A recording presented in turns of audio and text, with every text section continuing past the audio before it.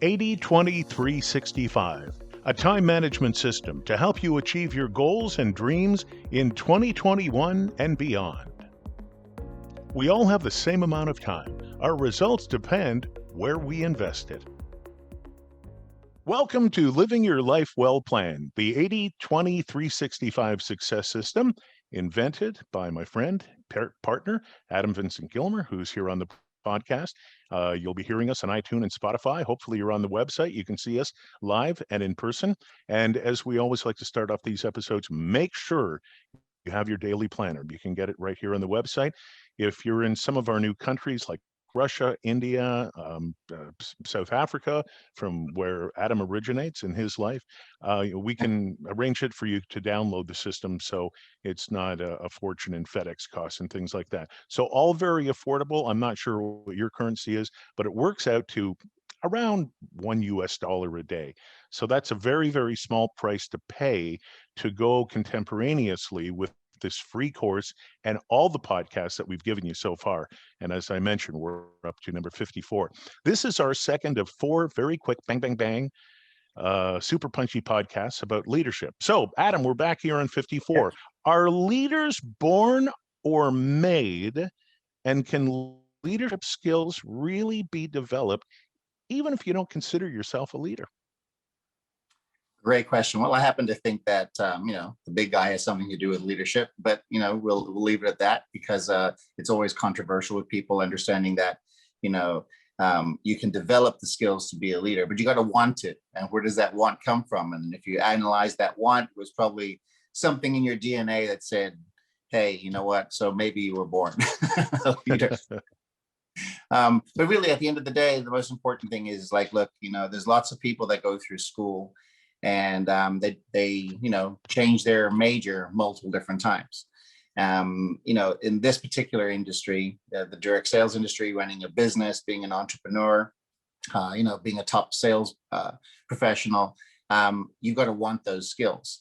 And what you realize is that, the more that you want the skills and you develop your personal mindset, you become this amazing leader. And I think anybody can do that. Now, were you always a leader, or was there something in your life that there was a moment that said, you know what, I'm not going to have a job at just over broke. I'm going to be entrepreneurial, even though there is no safety net. And you just decided one day, I'm changing everything, because I can tell you the exact day where I made up my mind and did that. Well, I look back and I go, okay, I guess if leadership has any indicators, I was the captain of the soccer team. Then I became, on the cricket team and the swimming team and blah, blah. So you start to look at certain things, or, rugby team, you start to look at things differently. And then you look into life and it's owned a few companies, made things happen. So, was I born a leader? I think I had maybe the opportunity to, excel, but I obviously had this other part of me was like, hey, let's go make something happen. And I think that's what we're looking for.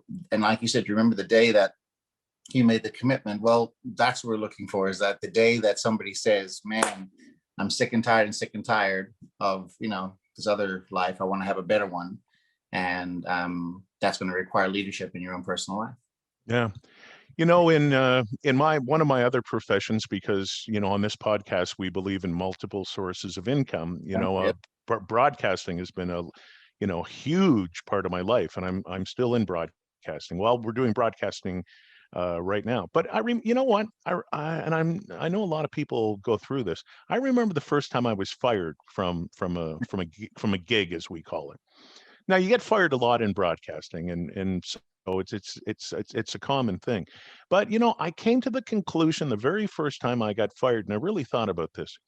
So I put in so much work, and I put in all the extra work, but then when I got fired, my paycheck got cut off.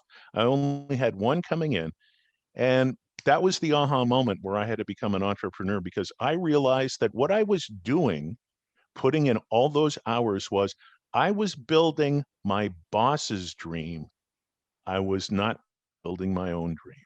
Right. And isn't that the quintessential realization that you have to have, that you really need to build your own dream and not somebody else's. Because you know what? I did build that guy's dream, but one day he just said, okay, I don't need you building my dream anymore. See you later. Here's your severance check.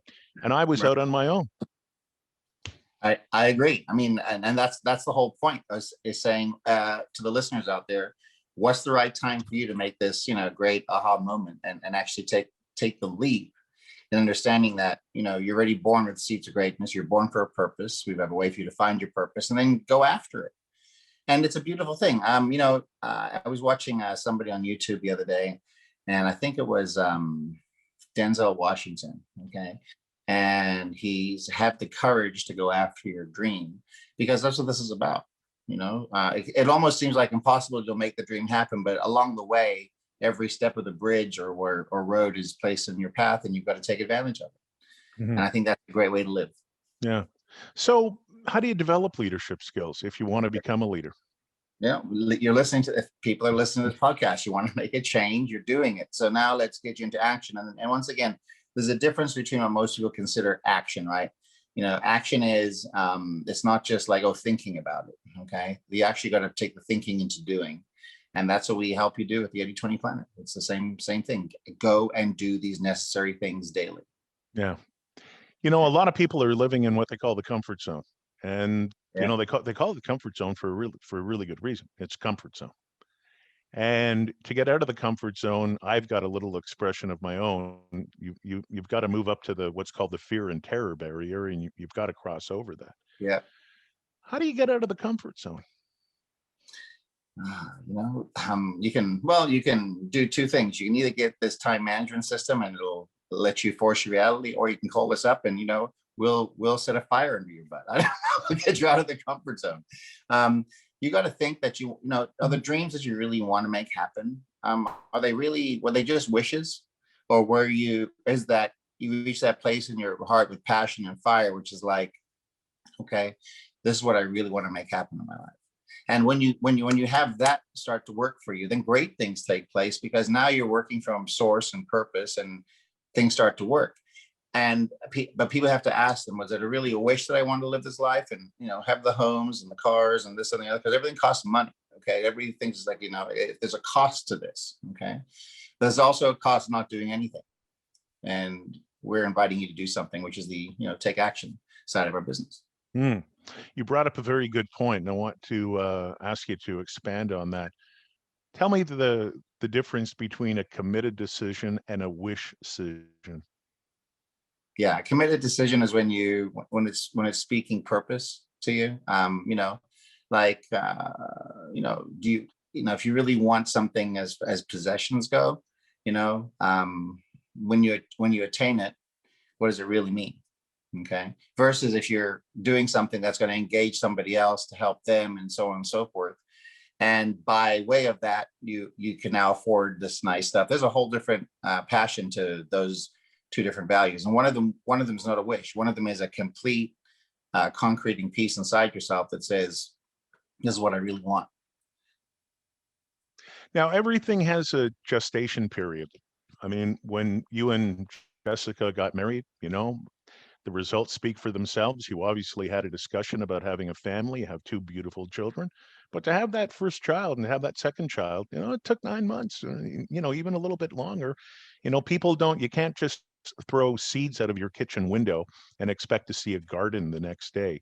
So, let's talk about the gestation period. Let's talk about the time it's going to take, and how you have to be patient. Yeah. So, you take a look at any building, or, the home that you're living in, or the technology that you're watching this broadcast over. Okay. The screen that you're on, all of it was designed. All of it had a plan that went into, pre-production, and then finally production. And then, hey, this is working, that's not working. There's all these things that go along to make it up so that all this stuff comes together and works. Well, your life is no different. It's made up of, one thing that we all have, that we've covered in episodes before, is that your time is the same as everybody else's on this planet.